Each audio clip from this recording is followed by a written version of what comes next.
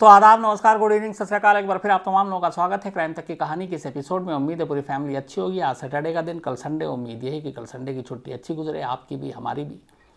तो आज के बाद मुलाकात होगी मंडे को, लेकिन आज कहानी का सिलसिला शुरू करते हैं।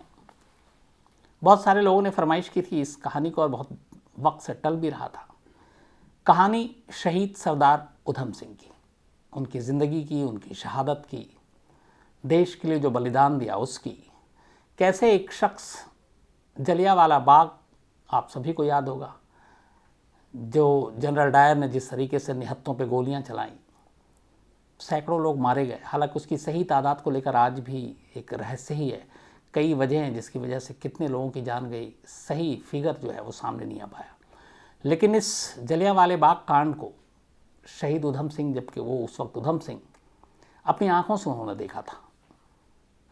बहुत सारे लोगों के मन में गुस्सा था इस देश में, बट उन्होंने उसी जलियांवाला बाग की मट्टी को हाथ में लेकर ये शपथ ली थी कि वो इसके गुनहगारों को छोड़ेंगे नहीं, और ख़ास तौर पर जनरल डायर को।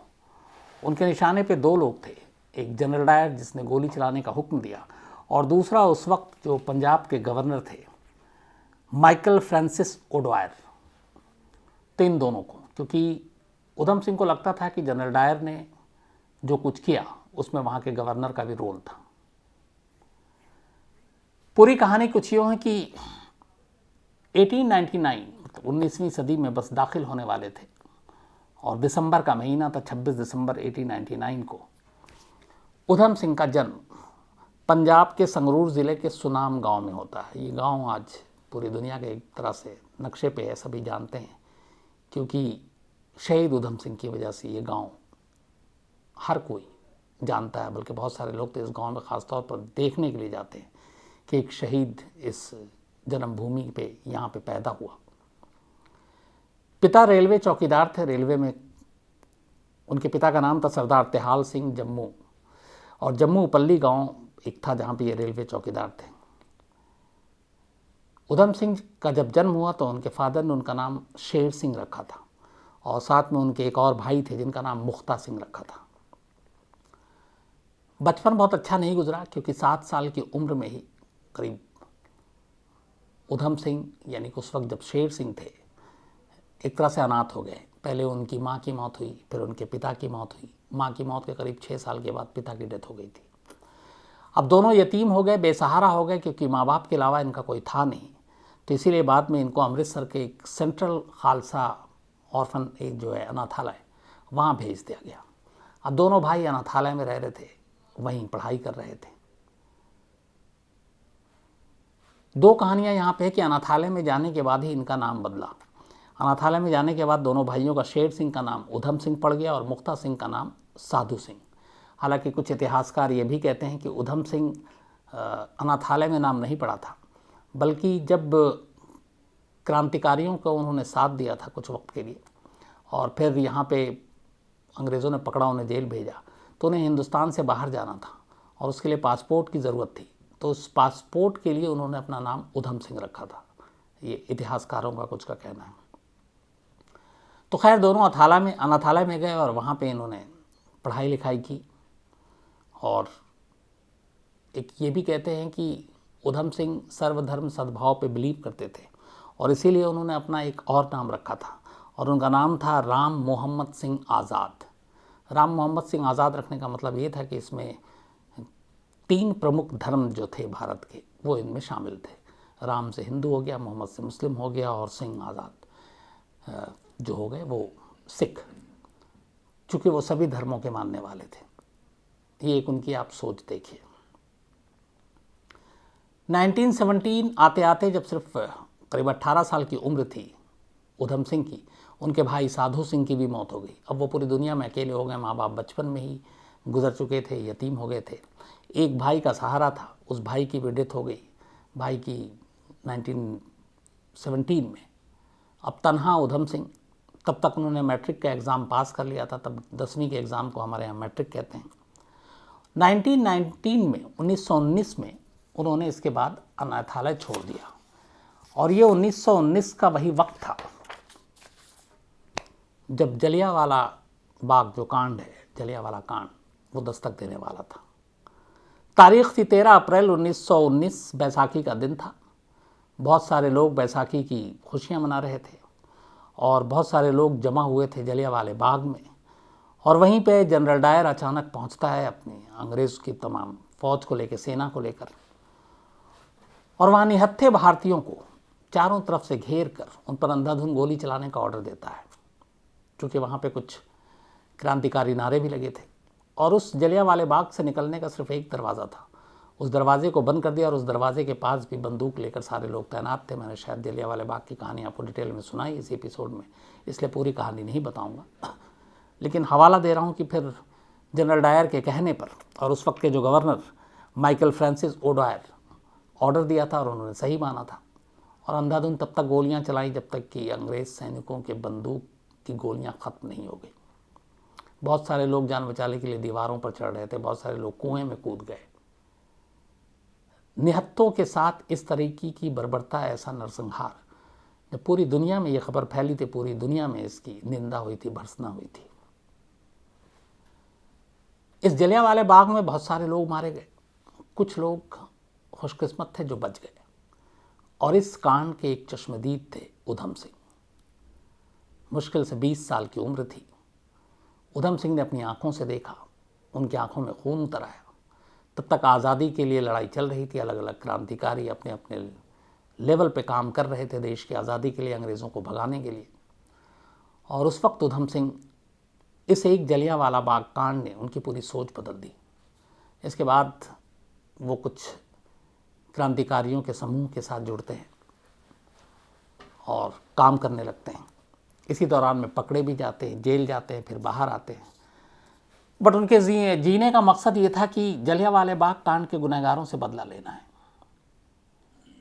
जो कुछ बैसाखी के दिन हुआ था उसका बदला लेना है। इस जलियांवाले बाग के बाद उन्होंने वहीं से मट्टी उठाई थी और मट्टी हाथ में लेकर कसम खाई थी कि वो डायर या फिर ड्वायर इसको बख्शेंगे नहीं, क्योंकि उनकी नज़र में यही दोनों मेन गुनहगार थे जलियांवाले बाग के। अब यहाँ से उनके शपथ की कहानी शुरू होती है। इसके बाद जेल से आने के बाद अब कहते हैं कि शेर सिंह ने अपना नाम बदला और उधम सिंह रखा ताकि उन्हें पासपोर्ट मिल सके। इसके बाद वो एक पासपोर्ट बनाते हैं और पासपोर्ट बनाने के बाद वो बाहर जाने की तैयारी करते हैं। कई देशों का दौरा करते हैं वो, जिसमें अमेरिका भी था, ब्राज़ील भी था। और इन देशों में जाकर वो भारत की आज़ादी के लिए एक तरह से लोगों को इकट्ठा करते हैं, चंदा इकट्ठा करते हैं ताकि इस लड़ाई में काम आ सके। साउथ अफ्रीका गए, जिम्बाब्वे गए, ब्राज़ील गए और यहाँ तक कि अमेरिका गए। और यहाँ पर जाकर इन्होंने खूब लोगों को एक तरह से तैयार किया, चंदा इकट्ठा किया। और इसके बाद अपने मकसद को पूरा करने के लिए अब इन्हें इंग्लैंड जाना ज़रूरी था। लेकिन इस दौरान में चूँकि 19 का ये मामला था, 27 आते आते 27 जलियांवाले बाग कांड के करीब 8 साल के बाद 24 जुलाई 1927 को जनरल डायर की मौत हो गई ब्रेन हैमरेज से। कहते हैं उधम सिंह को बहुत गुस्सा आया था इस बात पर कि जनरल डायर ऐसे नहीं मर सकता, बीमारी से नहीं मर सकता। मैंने शपथ ली है, कसम खाई है, मैं अपने हाथों से मारूंगा। अब जनरल डायर की मौत हो गई, लगा कि उधम सिंह का वो शपथ अधूरा रह जाएगा। फिर उन्होंने तय किया कि कोई नहीं, दूसरा कल्प्रिट अभी जिंदा है, फ्रांसिस ओडायर, जो उस वक्त गवर्नर था। उसके बाद वो इंग्लैंड वापस चला गया। तो उन्होंने कहा कि वो अपना मकसद पूरा करेंगे। एक को ऊपर वाले ने सज़ा दे दी, लेकिन दूसरे को अपने हाथों से देंगे। इसके बाद उधम सिंह इंग्लैंड पहुंचते हैं। इंग्लैंड जाने के बाद वहाँ एक किराए का घर लेते हैं, गाड़ी ख़रीदते हैं और फिर एक रिवॉल्वर ख़रीदते हैं जिसमें एक साथ 6 गोलियां दागी जा सकती थी। सब कुछ होने के बाद वो इंतज़ार करते हैं लंदन में मौके का कि कब मौका मिले और माइकल फ्रांसिस ओडायर पर वो 6 की 6 गोलियां अपने रिवॉल्वर से दाग सके। इस दौरान में इधर बहुत सारी चीज़ें हुई थी। शहीद भगत सिंह, और शहीद भगत सिंह के उधम सिंह बहुत बड़े भक्त थे, बहुत मानते थे, उनसे भी मुलाकात भी हुई थी। तो अब इंतज़ार कर रहे थे कि कैसे मौका मिले और ओडायर का वो काम तमाम कर सकें। इत्तेफाक की बात है कि ये मौका उन्हें मिला 4 जून 1940 को, 4 जून 1940। दरअसल उस दिन जो लंदन के रॉयल सेंट्रल एशियन सोसाइटी का एक फंक्शन था कॉक्सटन हॉल में, और यहाँ पे ओडवायर भी आ रहा था एक स्पीकर के तौर पर। इसकी जानकारी उधम सिंह को भी थी। उधम सिंह को जैसे ही पता चला कि, बल्कि ये 13 मार्च 1940 की बात है, माफ़ी चाहता हूँ, 13 मार्च 1940 कि एक फंक्शन में एक स्पीकर के तौर पर माइकल फ्रांसिस ओडायर पहुंचने वाला है और यहाँ पे और भी लोग होंगे, लगा कि इस हॉल में ही मारना सबसे ठीक होगा। इसके बाद उन्होंने पूरी प्लानिंग की, रिवॉल्वर खरीद चुके थे। इस हॉल में वो बैठते हैं एक दिन पहले से ही, जब ये पूरा समारोह शुरू होना था उससे वक्त से पहले ही पहुंच गए उधम सिंह। उन्होंने अंदर रिवॉल्वर ले जाने के लिए, क्योंकि तलाशी तब भी हो रही थी, उस ज़माने में बहुत सारी ऐसी चीज़ें हुई थी और भारतीय क्रांतिकारियों से अंग्रेज़ों को डर भी लगता था, तो उन्हें लगा कि कुछ गड़बड़ ना हो, इसलिए उस वक्त भी तलाशी वलाशी होती थी। तो अब रिवॉल्वर अंदर हॉल में ले जाना बड़ा मुश्किल काम था, तो बहुत सोचा, फिर उन्होंने दिमाग लगाया। उन्होंने एक मोटी बुक खरीदी, किताब, और उस किताब में कुछ ऊपर के पन्नों को छोड़कर और कुछ नीचे के छोड़कर जो बीच का पूरा हिस्सा था उसको उन्होंने उसी रिवॉल्वर के शेप के हिसाब से कट कर दिया, मतलब एक होल बना दिया उस बुक के अंदर, और इतना बड़ा कि वो रिवॉल्वर उस बुक के अंदर समा जाए और ऊपर के पन्ने से ढक जाए, नीचे के पन्ने से ढक जाए, तो किसी को पता चलेगा नहीं। तो उस बुक को तैयार किया रिवॉल्वर को रखने के लिए। उस बुक के अंदर उन्होंने रिवॉल्वर रखा लोडेड, और उसके बाद उस किताब को लेकर उस हॉल में पहुंच गए समारोह शुरू होने से पहले। इसके बाद जैसे ही ओडायर वहां पे पहुंचता है, उसकी बारी आई, अचानक दीवार के पास खड़े उधम सिंह खड़े होते हैं, बुक से रिवॉल्वर निकालते हैं। इससे पहले कि लोगों को कुछ समझ में आए, वो सीधे एक के बाद एक 2 गोली चलाते हैं। इत्तेफाक से दोनों गोली ओडायर को लगती है। ओडायर की मौके पर ही मौत हो जाती है। वहाँ पे अफरा तफरी मच जाती है। बाकी गोली चलाने का मौका नहीं मिला, और ऐसा भी था कि दोनों गोलियाँ सही अपना काम कर गई थी। उधम सिंह बेफिक्र थे कि जिस मकसद से आए वो हो गया। उसके बाद उन्होंने भागने की कोशिश नहीं की। वो चाहते तो भागने की कोशिश कर सकते थे, बट अपने आप को हवाले कर दिया, ये कहते हुए कि मेरा काम हो गया। तो बिना किसी फोर्स के, बिना किसी दबाव के या बिना गुत्थम गुत्थी के, उधम सिंह ने अपना काम करने के बाद खुद अपने आप को एक तरह से भागने की बजाय कहा कि आओ मुझे पकड़ लो। इसके बाद उनको पकड़ा गया। तब तक ओडायर की मौत हो चुकी थी। अब वहाँ पे एक कहानी ये भी आई कि जब उनकी मौत हुई तो वहाँ के अगले दिन एक अखबार में खबर छपी थी, और उस खबर में उधम सिंह नाम नहीं था, बल्कि उस खबर में उन्होंने जो नाम उस वक्त रखा था, राम मोहम्मद सिंह आज़ाद। तो राम मोहम्मद सिंह आज़ाद की एक हिंदुस्तानी नौजवान जिसने ओडायर को मारा है, उसका ये नाम।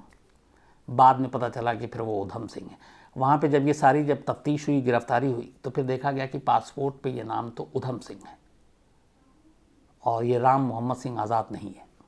तो फिर पासपोर्ट के नाम को यूज़ किया गया असली कि ये नाम है।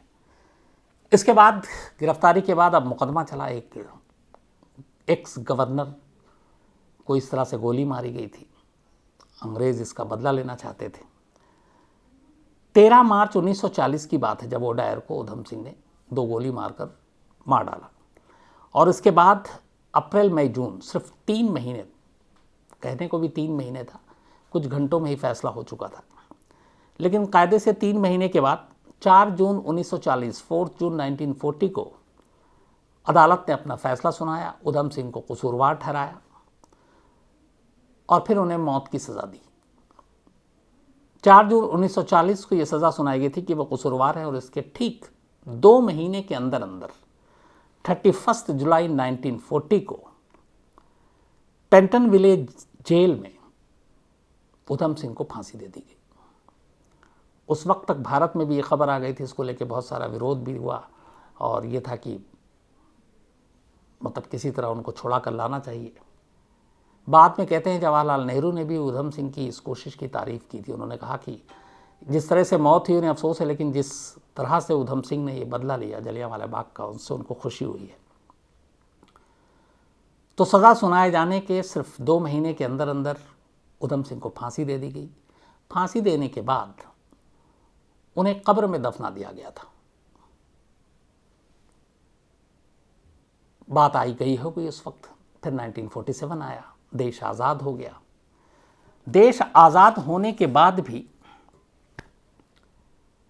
बहुत सारे लोगों ने तब सुध नहीं ली। करीब 30 साल बीत गए होंगे।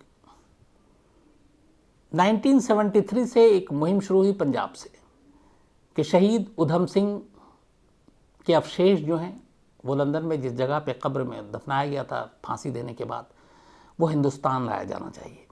उनकी उस पिस्टल, उसकी बुक को भी हिंदुस्तान लाया जाना चाहिए।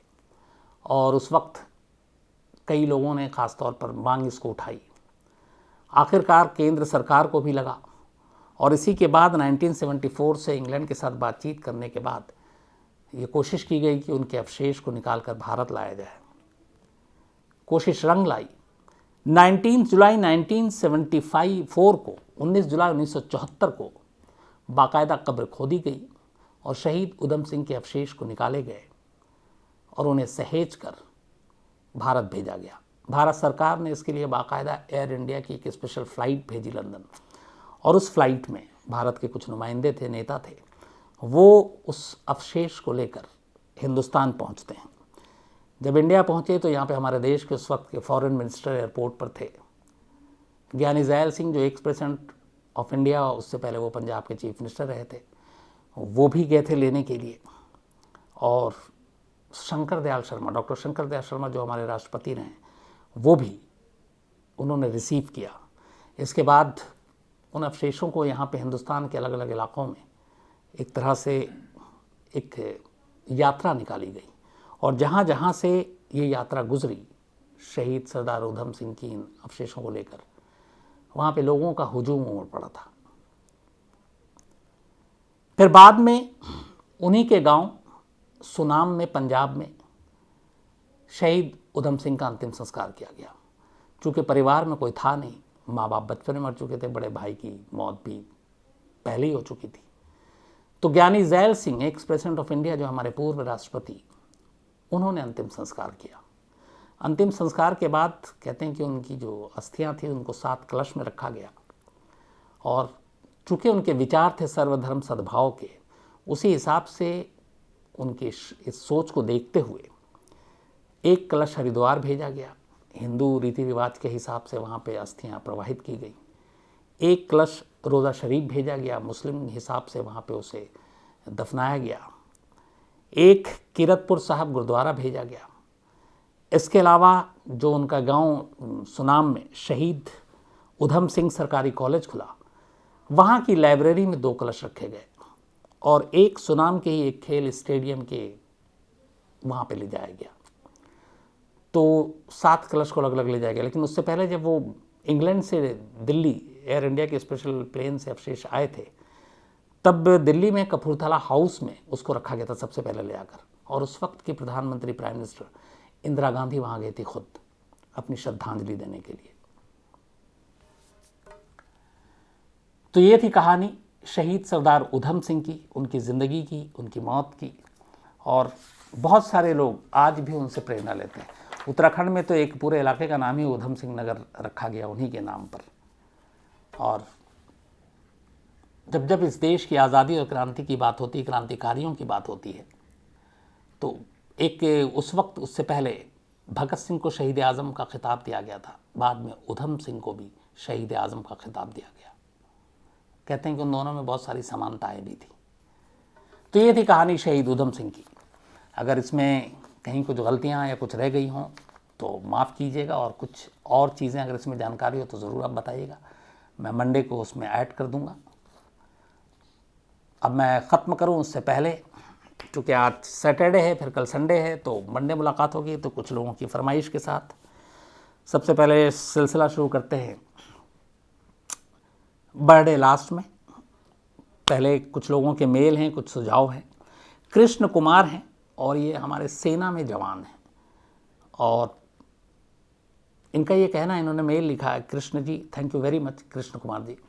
सेना में इन्होंने कहा कि बड़ा मैं तनाव में रहता था, पता नहीं कई चीज़ों को लेकर, नींद नहीं आती थी, लेकिन कहानी सुनने के बाद 90% अब काम हो गया, नींद आती है। तो थैंक यू वेरी मच। अगर ये कहानी इस तरह से किसी के काम आता है तो मुझे दिल से खुशी होती है, लेकिन आप तनाव मत लीजिए। आप लोग वो काम कर रहे हैं इस देश के लिए जिस पे हम सबको गर्व है। आप हमेशा अच्छे रहें, आपका परिवार अच्छा रहे। और आपकी फरमाइश है एक एरोफ्लॉट 6502 की कहानी की। मैं कोशिश करूंगा, ईमानदारी से बताऊं, इस कहानी के बारे में बिल्कुल नहीं जानता हूं, लेकिन आपके लिए मैं इसको ढूंढूंगा और जितना रिसर्च होगा करूंगा और फिर आपको ज़रूर सुनाऊंगा। इसके अलावा बलकार सिंह खोसा हैं श्री गंगानगर से, सुखा कला की स्टोरी सुनना चाहते हैं। मैंने बलकार सिंह जी ये कहानी सुना दी है, क्राइम तक की लिस्ट में आपको मिल जाएगी।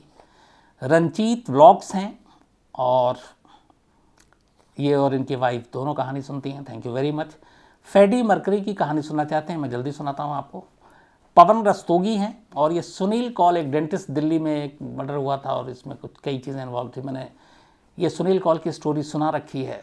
पवन रस्तोगी साहब आपको इसी क्राइम तक की लिस्ट में मिल जाएगी।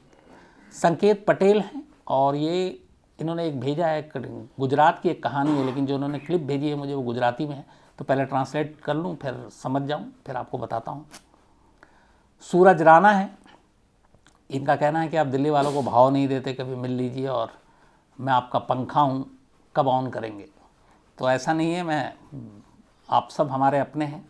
तो सूरज राणा साहब, जल्दी मुलाकात भी होगी और आपको पूरा भाव भी देता हूँ मैं। इसके अलावा सचिन मिश्रा जी हैं, ये एरोनॉटिकल इंजीनियर हैं सूरत में और Partha day 3 Robinson street case की कहानी सुनना चाहते हैं। सेजल तोलानी जी हैं, इनका भी मेल है, बताना बहुत ज़रूरी है। सेजल जी, एक तो बल्कि सेजल, क्योंकि अभी तुम्हारी उम्र सिर्फ 18 साल है और इस उम्र में अगर तुम तनाव डिप्रेशन का शिकार होते हो बहुत गलत है, क्योंकि आमतौर पे इस उम्र में तो कोई ऐसा टेंशन भी नहीं होता और टेंशन अपने ऊपर है लेने के लिए, तो हम डिप्रेशन का शिकार होते हैं तो हम खुद होते हैं। तो इन चीज़ों से बाहर निकलना चाहिए। लेकिन तुमने एक अच्छी चीज़ लिखी कि पिछले 2 महीने से कहानी सुनकर नींद आ रही है, तो ये अच्छी चीज़ है, लेकिन अब तुम डिप्रेशन से को दूर करने के लिए कहानी की एडिक्ट हो जाओ, ये भी ठीक नहीं है। तो खुद पे कॉन्फिडेंस होना चाहिए और डिप्रेशन को भगाना चाहिए। मैं दुआ करूँगा सब कुछ ठीक हो, अच्छे रहो, खुश रहो हमेशा। इसके अलावा रमा सिंह हैं, मदर टेरेसा की कहानी सुनना चाहती हैं। मोनू जोशी हैं और भूपेन हज़ारिका की, कल मैंने कहा था लता मंगेशकर जी की, तो अब इन्होंने भूपेन हज़ारिका भी जोड़ दिया है। चलिए कोशिश करता हूँ। इसके अलावा अहमद शहबाज साहब हैं, इन्होंने बहुत सारे लोगों, जिसमें उधम सिंह जी की कहानी सुनना चाहते थे, शहीद सरदार उधम सिंह में से एक उमर वारसी भी हैं। अंकुश कुमार हैं दरभंगा से और इनकी बेटी हुई, तो बहुत बहुत बधाई आपको पूरी क्राइम तक फैमिली की तरफ से। सुधीर दहिया है और ये कुचिसाके ओन्ना, एक जापान की कहानी है, वो सुनना चाहते हैं, मैं जल्दी आपको सुनाता हूँ। नीलेश बेडाडे हैं जलगांव से, मीडिया से इनकी बड़ी शिकायतें हैं और मैं नीलेश जी आपके साथ सहमत हूँ, आपकी शिकायत जेन्युइन है। इसके अलावा मदन गौड़ा हैं उड़ीसा से और राज कुंद्रा केस की अपडेट। राज कुंद्रा इस वक्त ज़मानत पे बाहर हैं, बस इतना ही अपडेट है। परिवार के साथ हैं, घर पे हैं, क्या कर रहे हैं ये मुझे नहीं मालूम। योगेश कुमार मिश्रा हैं वाराणसी से, ये ऑपरेशन ब्लैक थंडर सुनना चाहते हैं और ये मैं कहानी सुना चुका हूँ योगेश जी, तो आपको इसी कहानी की लिस्ट में मिल जाएगी। मयूर ठोले हैं, ये बेट्टी रॉबिन्सन की कहानी सुनना चाहते हैं। इसके अलावा अमन फलक हैं और ये सलमान खान ब्लैक बक के सुनना चाहते हैं, ये भी मैं सुना चुका हूँ अमन साहब। इसके अलावा आज हमारे क्राइम तक फैमिली मेम्बर में जुनैद खान, इनका बर्थडे है और हैप्पी बर्थडे जुनैद, बहुत बहुत सालगिरह मुबारक। ये मेवात से हैं और अभी बीकॉम कर रहे हैं, स्टूडेंट हैं। इसके अलावा खेताराम सांडेला साहब हैं, इनके बेटे निखिल मंगलम का जन्मदिन है, तो हैप्पी बर्थडे निखिल। और खेताराम जी, इनके जो पिता हैं वो टीचर हैं। मुजाहिद शरीफ हैं, 24 अक्टूबर को इनका, यानी कि कल है, कल तो संडे है, कहानी होती नहीं, तो आपको एडवांस में हैप्पी बर्थडे मुजाहिद साहब। और ये ऑकलैंड में रहते हैं, हाँ इन्होंने एक मैसेज भेजा है मुजाहिद शरीफ ने। ये ऑकलैंड में रहते हैं न्यूजीलैंड में, लेकिन रहने वाले हैदराबाद के हैं। इनके जो अब्बू हैं मोहम्मद महमूद शरीफ साहब, इनका कहना है कि उनके साथ कुछ बहस हो गई, मतलब बाप और बेटे में, और अब्बू इनके नाराज़ हो गए हैं, तो आप उनसे कहिएगा कि वो उन्हें माफ़ कर दे। तो माँ बाप का दिल हमेशा बड़ा होता है, लेकिन आपने कहा, मुझे ये सुन के अच्छा भी लगा। लेकिन आप डायरेक्ट भी अगर बोलेंगे तो मुझे लगता है कि वो आपको वैसे ही गले लगाएंगे, मुजाहिद शरीफ साहब। तो एक बार आप अब्बू से बात कर लीजिएगा। दया सागर जमुई वाला है और ये इनके दोस्त, इनका भी आज बर्थडे है, दया सागर जमुई वाले का। ये जमुई शायद अगर झाझा के पास है तो फिर मैं सही हूँ, अगर वही है तो आप मुझे मेल पे बताइएगा। हैप्पी बर्थडे आपको। शुभेक्षु कुमार ने भेजा, इनके दोस्त हैं।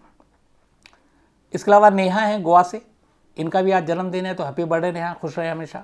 विशाल सुरवे हैं, इनका भी कल बर्थडे है 24 अक्टूबर को, तो एडवांस में हैप्पी बर्थडे। सांगली से हैं ये, और एक स्टोरी की भी फरमाइश की है। इसके अलावा कुसुम कश्यप जी हैं पटना से, इनका जन्मदिन है आज, तो हैप्पी बर्थडे कुसुम कश्यप जी, आप हमेशा अच्छी रहें, खुश रहें। और जो इनके बेटे हैं शाश्वत मिश्रा, दोनों में से एक सही है, उन्होंने ये भेजा है। और ये इनकी मम्मी कहानी की मुरीद हैं, देखते हैं दोनों। तो happy birthday and thank you Kusum ji, और आपको जन्मदिन की बहुत बधाई।